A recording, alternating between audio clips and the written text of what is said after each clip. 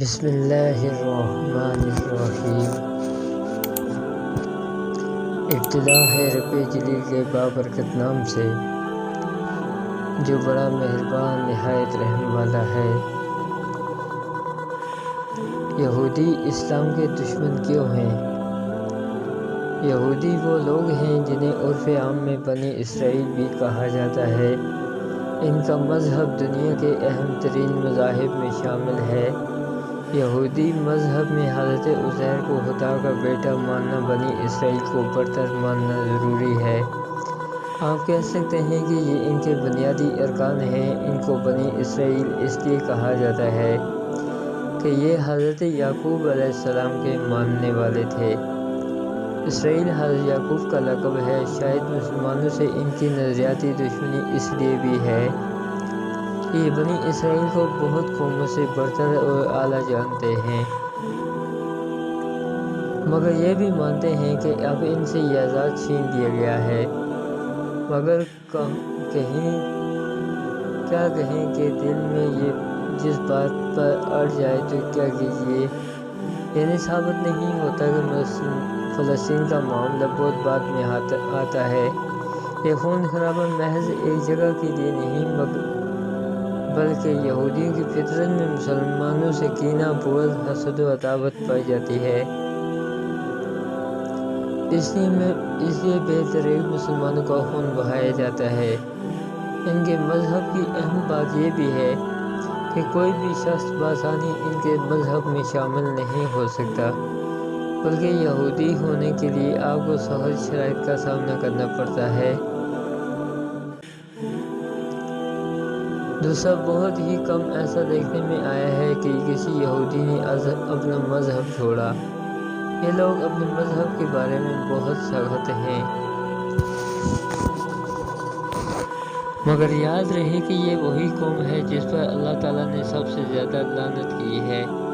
یحییٰ علیہ السلام، اس قوم نے حضرت یحییٰ علیہ السلام کا سر قلم کروایا تھا، ایک دوسرے کو کنویں میں لٹکا کر چھوڑ دیا تھا، اور حضرت موسیٰ علیہ السلام سے کہا تھا کہ وہ جب تک اللہ کو اپنی آنکھوں سے نہ دیکھ لیں ایمان نہ لائیں گے۔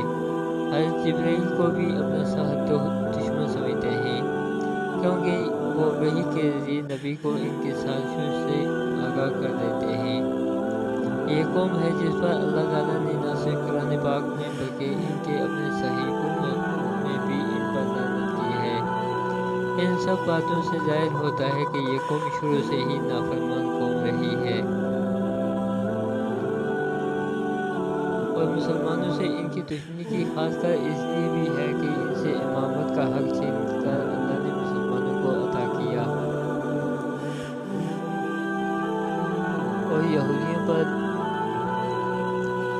لعنت۔ یہودی وہ لوگ ہیں جنہیں عرف عام میں بنی اسرائیل بھی کہا جاتا ہے۔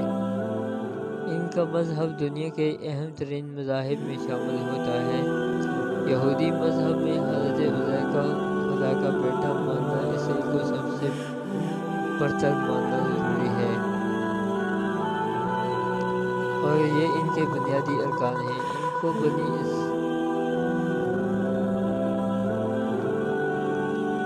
اسرائیل اس لیے بھی کہا جاتا ہے کہ یہ حضرت یعقوب علیہ السلام کے ماننے والے ہیں۔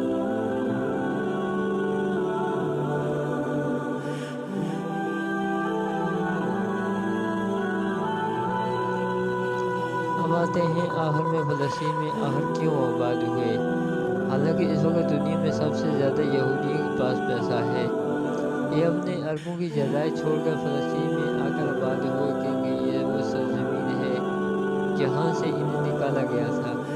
فلسطین انبیاء کی سرزمین بھی کہلاتی ہے۔ بیت المقدس میں انہیں دوبارہ آزاد کروایا گیا۔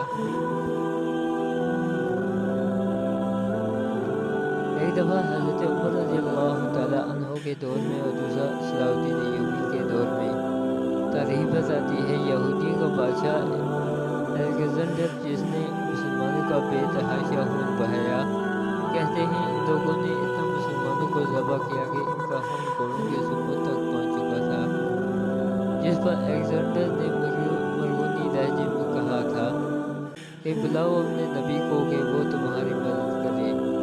جس پر صلاح الدین ایوبی نے قسم کھائی تھی کہ میں یہودیوں کو بھی اتنا ہی ماروں گا جتنا انہوں نے مسلمانوں کا خون بہایا۔ دوسرا، میں الیگزینڈر کی گردن اپنی تلوار سے کاٹوں گا۔ اس کے بعد صلاح الدین ایوبی نے بیت المقدس آزاد کروایا، مگر قتل عام کی قسم کو پورا نہ کیا، بلکہ اپنی قسم کا کفارہ ادا کیا، یہاں تک کہ صلاح الدین اور ان کے بھائی نے اپنی جیب سے پیسے دے کر ان کو آزاد کروایا اور عیسائیوں کے قلعے تک چھوڑ کر آئے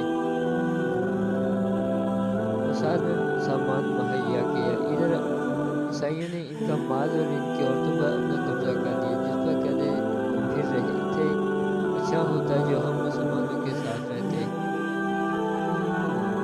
مگر صلاح الدین ایوبی نے اپنی دوسری قسم پوری کی اور الیگزینڈر کا سر اپنے ہاتھوں سے قلم کیا۔ یہودیوں کا ایکم مقصد پوری دنیا پر قبضہ کرنا اور اپنا دین سب سے بلند کرنا ہے۔ تبھی یہ فلسطین آ کر آباد ہوئے، ان کا کھویا ہوا مقام مل جائے۔ انہوں نے امریکہ کو سود پر قرضہ دیا ہے اور عیسائیوں سے ہاتھ ملا لینا اور اپنی توپوں کا رخ مسلمانوں کی طرف موڑ دیا ہے، بلکہ عالمی میڈیا پر بھی ان کا قبضہ ہے، جس کی بدولت یہ مسلمانوں کے خلاف آئے دن پروپیگنڈے کرتے ہیں۔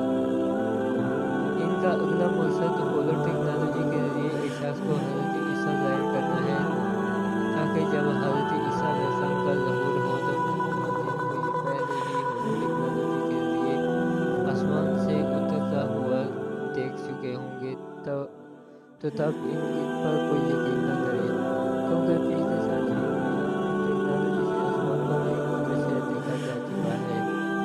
ان سب باتوں سے ظاہر یہ ہوتا ہے کہ یہودیوں کی پلاننگ صرف اور صرف مسلمانوں کو تباہ کرنا ہے، تاکہ یہ اپنا مقصد مذہب بچا سکیں، اور ادھر مسلمانوں کا نہ کوئی مقصد ہے، نہ جذبہ